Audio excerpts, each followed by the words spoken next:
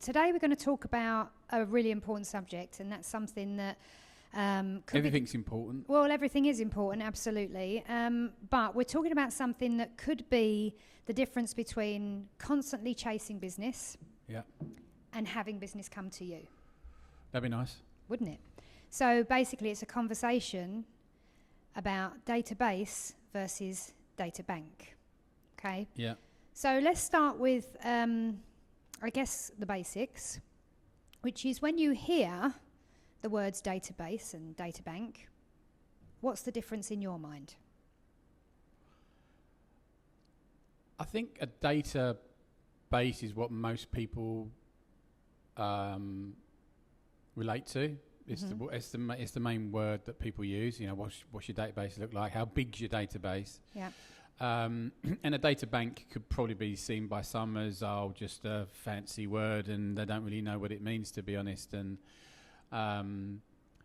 but from you're asking me, I'm asking you your perspective. What's the difference? My own perspective on it is very simple. That a database is a collection of contacts that you store, and you are very infrequent with it. You know, you're not communicating to it particularly regularly. There's no consistency around it.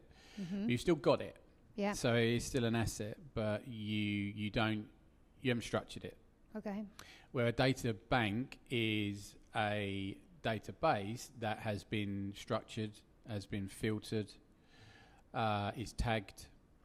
You can go into it at any moment and see numbers, understand what the numbers mean, know where you have to work at it to improve it. And you're regularly communicating with it in a way that is valuable, and therefore the communication coming back to you creates money, i.e. the bank. Okay, like it. Is nice that a good explanation. summary? I think that's pretty good. I think it's pretty Okay. good. So someone can have, I don't know, let's say 5,000 contacts in their database. We've seen much more than that, 25, 30, 50,000 people. Yeah. Well, let's say, And we're talking about a personal agency here, right? There'll be business out there, they're saying that's ridiculous. I've got like 100,000. I've got millions. Yeah. So sorry. And personal agency, which obviously this is, what this podcast is about. Yeah. So someone could have 5,000 contacts in their database. Could that still not be a business asset then? Is that what you're saying? Well, it can still be a business asset, but it could be a dormant business asset. You're not actually using it. You know, your database has got 5,000 people. So it's an asset that you've not yet triggered to then start giving you a return. You're just sitting on something that could be very valuable, but you're not doing anything with it. And it's your responsibility to do that, because if you've got the contact details of that person, there's a reason why you got those contact details in the first place. There must be some kind of interest either in you as an individual or what you offer, i.e. your business. So no one just gives their personal details up for no reason. No. There's a reason why you got them, and so therefore can you help them? And if you're not communicating to it, or don't even know who they are, where they're based, then it's dormant, isn't it? You can't really do too much with it apart from bulk send a generic message that people will unsubscribe from. People will unsubscribe from, accuse you of spam, complain, and then all of a sudden you just lost their contact details. So fair point. So what would you say then makes a valuable contact? So you're saying you could have a whole list of names, numbers, and email addresses, but what makes a contact valuable then? Well, as a personal agent, what information have you got and how have you filtered that database? So it depends on, there's loads of different terminology to use, but, tagging, you've got filters, you've got smart lists, all these different things. They all mean the same, really, is how are you filtering the database. So, but see, this language would be very familiar to people that are obviously inside our brokerage model, but maybe not to other people. Well, if that's the case, then who is advising? Because you should know those words. You should know how to filter a database, how to structure a database, how to organise a database, how to build a smart list. All those things I just mentioned are all the same thing. It really is. For in a simple way, is can you, in a click of a button, access people who are the same people that you can send a relevant message to? So on that subject then, where you're talking about relevancy, nurturing, structuring it in the right way, what do you think? We've seen both sides of the coin, right? We've seen people that don't nurture a database in the right way, aren't utilising tools that are even available to them. Some are being incredibly successful. And some very successful. So can you give us any sort of examples of that then? So what would you say the biggest mistakes that agents are making when it comes to a data bank? And then equally, give us an example of somebody that's using it really well, and how have they turned it into a data bank from a database then? I mean, there's so much in that subject that you just said. I don't even know where to begin, because there's so much around the filtering, around the organisation, around the contacts, around the opportunities. I mean, for me, a database isn't just a list of contact names. It isn't just a filter. That's just one part of a data bank. But then how are you taking that individual on a journey? That's what a data bank is. Yeah. So, for example, you speak to someone on the phone, you have a decent conversation, you're building a relationship, you're beginning that process. Is this now an opportunity? Is there now a motivation to move? Right, and that's what that's why you've done the phone call in the first place, right? Or it doesn't even have to be a phone call. WhatsApp, text message, email, Facebook Messenger, whatever it is. You started that process, but when you get the information from them, what are you doing with that? Because a data bank would be where you're now upgrading that person. So it's no longer just a contact inside a filter, let's just say. I'll use that word going forward. But now, how do you upgrade that into a real opportunity for business? Yeah.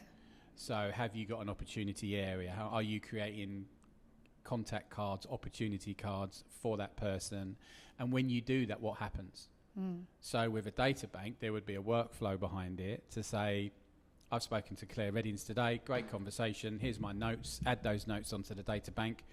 That's standard stuff in any CRM where your database is going to be managed. Yeah. So after that, now I need to make a decision on when Claire wants to move, and it could be 2 years' time, 5 years' time, 1 year's time, 6 months' time, next month, whatever it is. And then when you decide that, does my system, which is what a data bank is, it's a system with processes in it, in addition to filtering and contacts.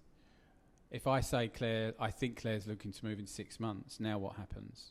Because I don't want to think about it. I'm a busy agent, but what I do want to do is create an opportunity, upgrade that contact, and say, right, Claire's looking to move in 6 months, and now be reminded of when I need to call again, or what communication's going out between when I am going to call Claire back. That is a data bank.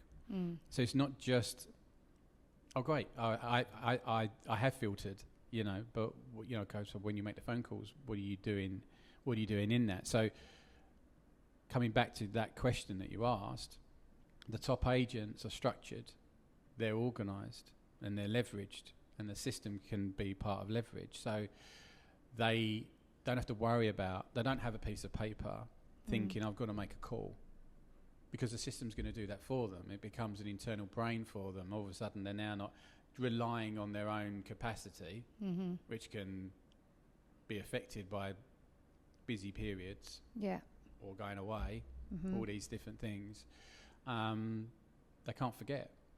And so that's part of that process. And the good agents that I've seen, and look, you can be successful without it. We've seen agents and we go to see them and they've got massive wads of paper. But what I would... Steve Litt.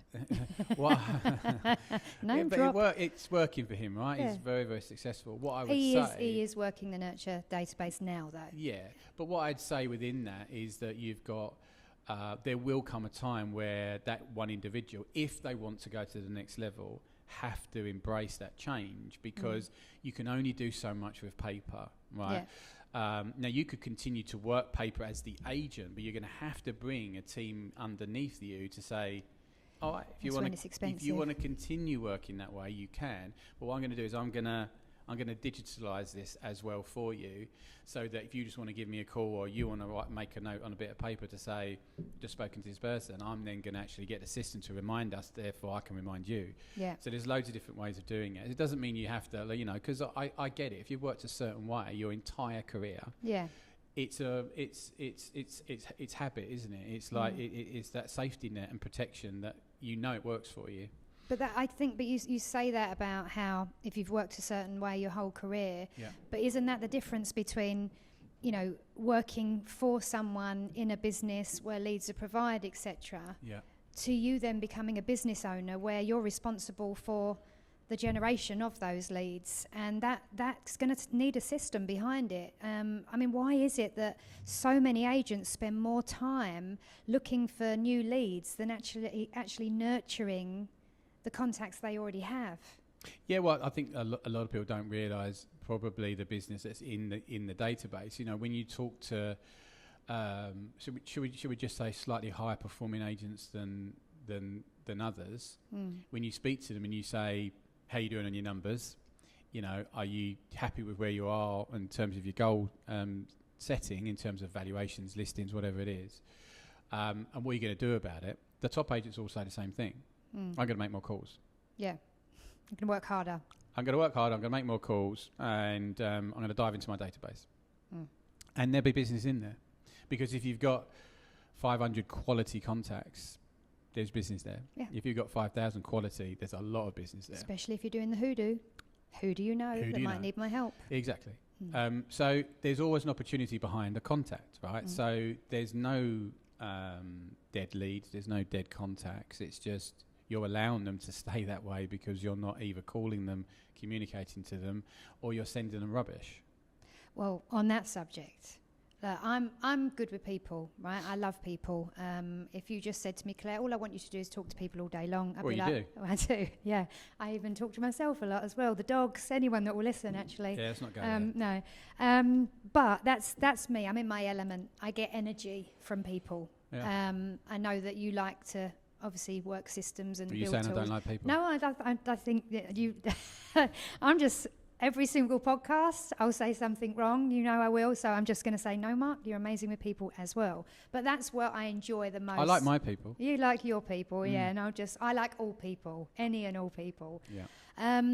But I don't even know what I was going to say there. But I think the point that I'm making is that if you leave me in that space, I'll do well. Yeah. If you ask me to write some content that's going to go out via my database, that's of value, that somebody wants to continue to receive my emails and texts, I'm going to be like, I don't know where to start, Mark. And I might be able to do it, but it'd probably take me 10 times longer than it would take you to do. So what does value look like when you're sending it out to a database? Well, I think firstly, just slightly to rewind just a little bit, I'm trying to fill the gaps because there's so much that we could talk about in this particular podcast. We don't want it to go on for too long. Yeah. Is that when you've filtered that database, now you're in a position where you can send relevant and valuable information out. So that's really the start. If you're not set up correctly, then you won't be able to do all these things, right? Yeah. So that base level foundation is really important. So you could have a database right now, and someone could be listening to this and going, "Oh my God, I've got 10,000 contacts, and I've got no tagging or filtering." Well, that's okay because most systems, if you've got the information in it, whether or not that's like an address of someone or whatever it is, you can pull out the location and you could tag automatically with most systems against the location of that contact. So all of a sudden you could go from 5,000 with no filter to having, let's say, 2,000 people are based in my town where I work or village where I work, whatever it is. And all of a sudden now I can send relevant information based on the fact that I know they live in that area. Yeah. So wouldn't it be good if I give them some information, not just generic on why I'm so amazing and look at me, had my hair cut. Willy waving. Well, that might be edited out, but I'm saying it. It's willy waving, people. I'm not sure you can say that. I just did. Yeah. But I know what you mean. Mute me. Yeah, I know. Yeah, there is no button. So yeah, but and now I don't know what I was going to say. Sorry. So it's what was I saying? Neither of us know. No, you was talking about if you've filtered it out and you've got the area that they're in, you can well, that's be the more valuable relevant. piece, right? So now I can send some information out that's now valuable to them. I couldn't do it without having the foundation there in the first place.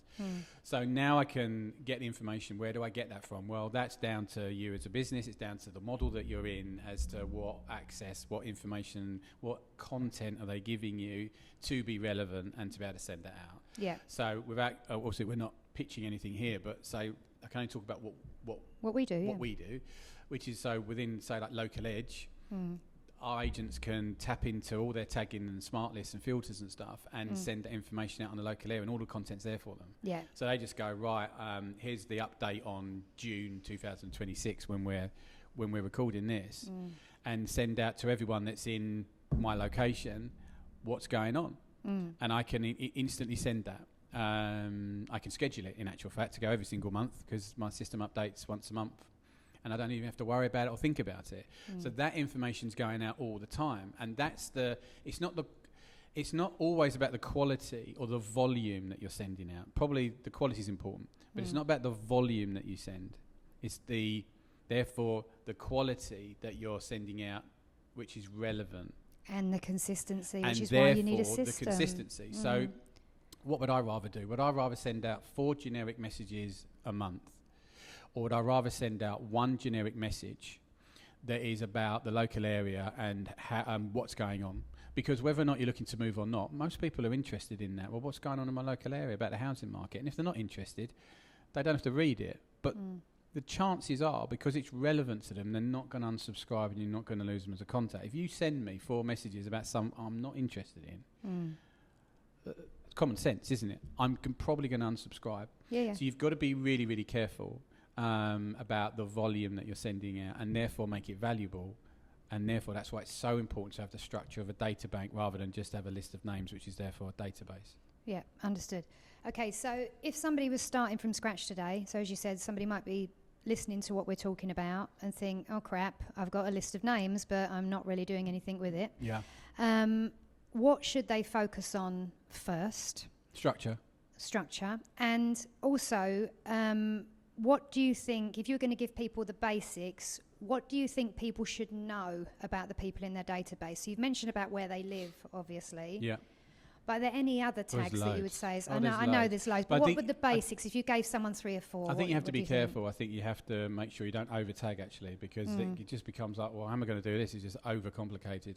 I mean, look, the MREA, that we kind of work to... Millionaire Real Estate Agent book. Yes, would bestseller. Which is, bestseller, probably as relevant today than it was 20 years ago, and most people in every model that we know and speak to have read it and like it, and use it to run their businesses, even though they're not part of it. Yeah. They would move on whether you've met them. So is there a solid relationship? Because the content you would send to someone that you've met is different to non-met. So Mets versus non-Mets tags, 2 tags there. Personally would do Mets and non-Mets. I would do family and friends and cheerleaders, because very different content you would be sending out there. Absolutely, they already know you. Why wouldn't you be sending stuff out about what you're doing as a family or as a person in addition to what you're doing in the business? You wouldn't send that to non-Mets, would you? So now I can get a little bit more structured on the content. Yeah. I would absolutely have my core location tagged, and whether or not today I've got 1 contact that is currently tagged, but now I'm gonna set myself a goal. By the end of the month, I want to have 30, and by the end of the year, I want to have 400. And I'm going to do everything I can to do that, because if I get 400 people in my local area out of 5,000 chimney pots, chances are I'm becoming a bit of a player in the game, and I'm in the mind share battle. Yeah. But without it, I'm not, am I? No, I'm not even a worry for any of the local agents, because I don't even have the data, and that's where you can win and outpower the local estate agents, because they're not thinking about this. No, generally speaking, there's good and bad ones, of course, but generally speaking, they don't think of it, or if they do, they're doing what everyone does, which is, I'm going to say it because you did earlier, a bit like willy waving in terms of, we cover all these areas. We've sold in your road. Well, yeah, but like I live in Billericay, but they'll be saying Billericay and surrounding areas, which I understand and get it. But they want to be all to everyone, rather than saying, do you know what, I live in, like, my village is called Ramsden Bell House, so I'd rather be the king of Ramsden Bell House in terms of mind share. I'd rather have 400 people out of 800 people in Ramsden Bell House than have 400 people across 12,000 homes in Billericay. Yeah. Because I'm going to win that game against any of the local agents that can't send that relevant content out consistently to those 400 out. I've got a 50% mind share game where most of the local agents do not, because they're not targeting Ramsden Bell House, they're targeting Billericay because it makes them feel good in terms of numbers. Yeah. Oh, my market's 25,000 people. Yeah. Why would you want 25,000 people? As a personal agent, you can't speak to 25,000 people. You can't door knock 25,000 people. You can't, well, you might. Why would you want to do a budget of 25,000 leaflets every single month? I mean, you can't do it. No. It's not business sense to do it. No.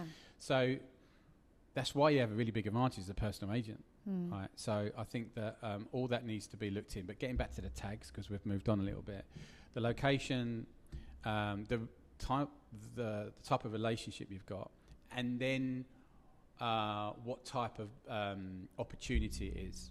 So is it that they own a property, they're a potential seller, they're an applicant stroke buyer, they're a landlord, they're a tenant. That type of information is important as well, because you would want to be sending out different messages to applicants than what you would do as a seller. Yeah. You know, what different buyer services are you going to offer them if you want to, which we'll probably come on to on another podcast at some stage. Absolutely, yeah. And, you know, how can you help them? Are you still looking? Like, how could you do that if you're not filtering? Like you could have 2,500 applicants out of 5,000 contacts in your database.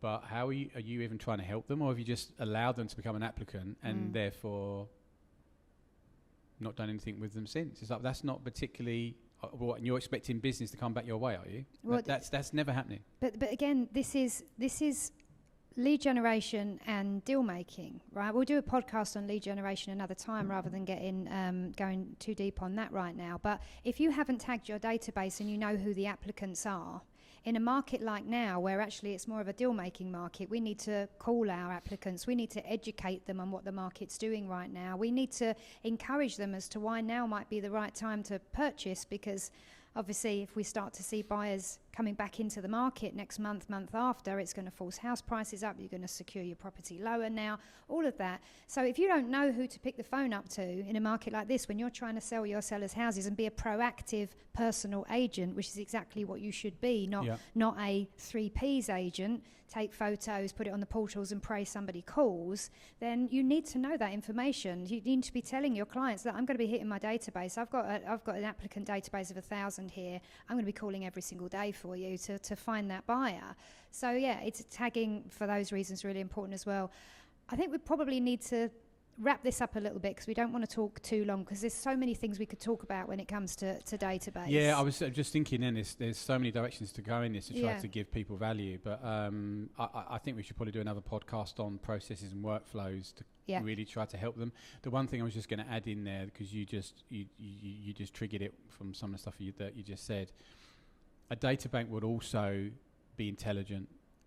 It would let you know of people that you should be calling. So whether or not you're sending content out, or and you get to see it live. So for example, you're sending out an updated local report to those local people. Yeah. And if they click on the link and view the information, do you even know?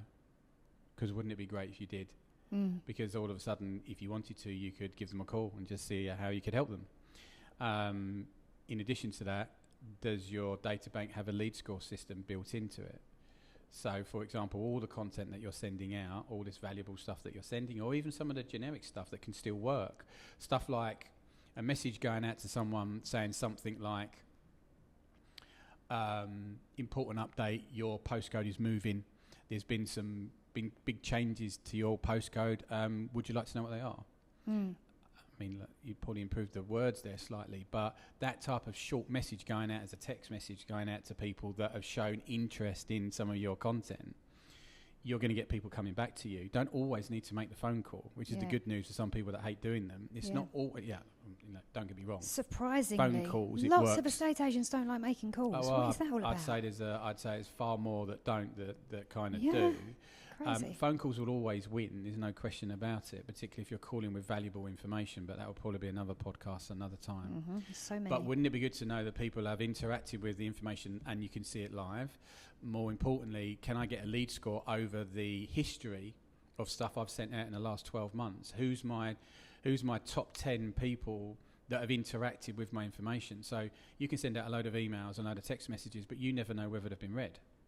Wouldn't it be good if you did know they've been read? And it's not just scoring on whether it's been opened, it's scoring whether or not it's been read, whether it's been clicked on, any kind of interaction, any kind of replies, positive and negative. And it gives you an intelligent score.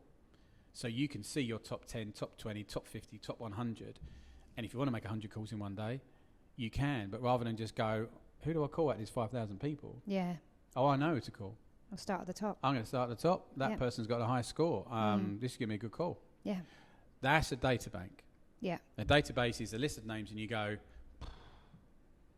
don't know where to start. Should I start on the A's or start on the B's? Yeah. You know, and that's what it is.